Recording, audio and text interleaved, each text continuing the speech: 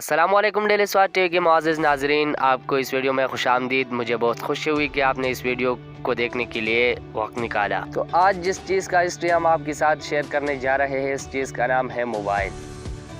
سب سے پہلے موبائل کس نے ایجاد کیا، کہاں پر ایجاد ہوا اور کب ایجاد ہوا، تو اسے جاننے کے لیے اس ویڈیو کو سر سے لے کر آخر تک دیکھیں۔ جس شخص نے سب سے پہلے موبائل ایجاد کیا تھا اس کا نام ہے مارٹن کوپر، اور جب موبائل کو بنایا گیا تو اس وقت موبائل کا جو وزن تھا تقریباً 2 کلو گرام تھا، اور اس موبائل کا نام تھا موٹورولا۔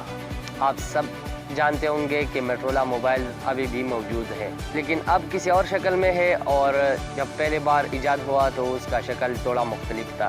اور اب بات آتی ہے کہ سب سے پہلے موبائل کہاں پر ایجاد ہوا، تو سب سے پہلے موبائل نیو یارک سٹی میں ایجاد ہوا، اور مارٹن کوپر کو یہ پتہ بھی نہیں تھا کہ آنے والے 10-20 سال میں تقریباً ہر کسی کے پاس یہ موبائل ہوگا، اور آج ہم سب اس کے فائدے لے رہے ہیں۔ اور اب بات کرنے جا رہے ہیں کہ سب سے پہلے موبائل کب ایجاد ہوا، تو سب سے پہلے موبائل 1973 میں ایجاد ہوا، اور 1983 تک ایک موبائل فون کی قیمت $4000 تھی، جو ڈالر کی آج کی قدر کے لحاظ سے $10,000 بنتے ہیں۔